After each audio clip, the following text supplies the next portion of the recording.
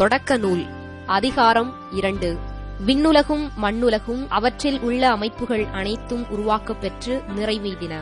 மேலும் கடவுள் தாம் செய்த வேலையை 7ஆம் நாளில் முடித்திருந்தார். அவர் தாம் செய்த வேலைகள் அனைத்தையும் நிறைவு பெறச் செய்து 7ஆம் நாளில் ஓய்ந்திருந்தார். கடவுள் 7ஆம் நாளுக்கு ஆசி வழங்கி அதை புனிதப்படுத்தினார். ஏனெனில் கடவுள் தாம் செய்த படைப்பு வேலைகள் அனைத்தையும் நிறைவு பெறச் செய்து அந்நாளில்தான் ஓய்ந்திருந்தார். இவையே விண்ணுலக மண்ணுலக படைப்பின் தோற்ற முறைமையாம். ஆண் பெண் படைப்பு. ஆண்டவராகிய கடவுள் மண்ணுலகையும் விண்ணுலகையும் உருவாக்கிய பொழுது மண்ணுலகில் நிலவெளியின் எவ்வித புதரும் தோன்றியிருக்கவில்லை, வயல்வெளியின் எவ்வித செடியும் முளைத்திருக்கவில்லை. ஏனெனில் ஆண்டவராகிய கடவுள் மண்ணுலகின் மேல் இன்னும் மழை பெய்விக்கவில்லை. மண்ணை பண்படுத்த மானிடர் எவரும் இருக்கவில்லை. ஆனால் நிலத்திலிருந்து மூடுபனி எழும்பி நிலம் முழுவதையும் நனைத்தது. அப்பொழுது ஆண்டவராகிய கடவுள் நிலத்தின் மண்ணால் மனிதனை உருவாக்கி அவன் நாசிகளில் உயிர் மூச்சை ஊத மனிதன் உயிர் உள்ளவன் ஆனான். ஆண்டவராகிய கடவுள் கிழக்கே இருந்த ஏதேனில் ஒரு தோட்டம் அமைத்து தாம் உருவாக்கிய மனிதனை அங்கே வைத்தார். ஆண்டவராகிய கடவுள் கண்ணுக்கு அழகானதும் உண்பதற்கு சுவையானதுமான எல்லா வகை மரங்களையும் தோட்டத்தின் நடுவில் வாழ்வின் மரத்தையும் நன்மை தீமை அறிவதற்கு ஏதுவான மரத்தையும் மண்ணிலிருந்து வளரச் செய்தார்.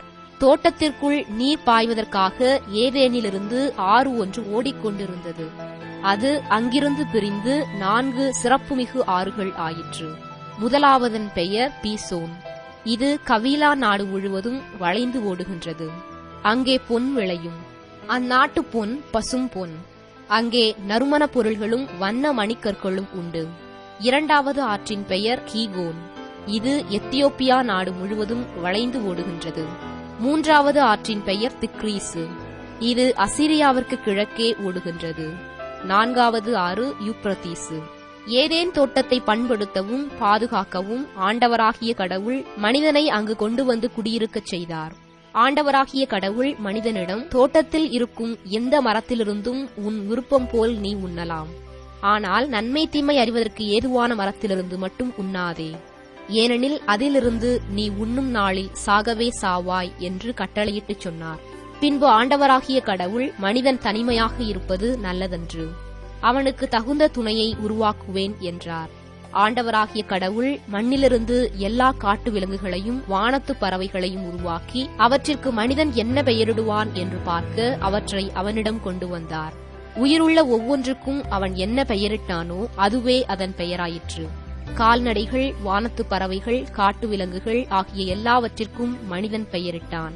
தனக்கு தகுந்த துணையையோ மனிதன் காணவில்லை. ஆகவே ஆண்டவராகிய கடவுள் மனிதனுக்கு ஆழ்ந்த உறக்கம் வரச் செய்து அவன் உறங்கும் பொழுது அவன் விலா எலும்பு ஒன்றை எடுத்துக்கொண்டு எடுத்த இடத்தை சதையால் அடைத்தார். ஆண்டவராகிய கடவுள் தாம் மனிதனிடமிருந்து எடுத்த விலா எலும்பை ஒரு பெண்ணாக உருவாக்கி மனிதனிடம் அழைத்து வந்தார். அப்பொழுது மனிதன், இதோ இவளே என் எலும்பின் எலும்பும் சதையின் சதையும் ஆனவள், ஆணிடமிருந்து எடுக்கப்பட்டதால் இவள் பெண் என்று அழைக்கப்படுவாள் என்றான்.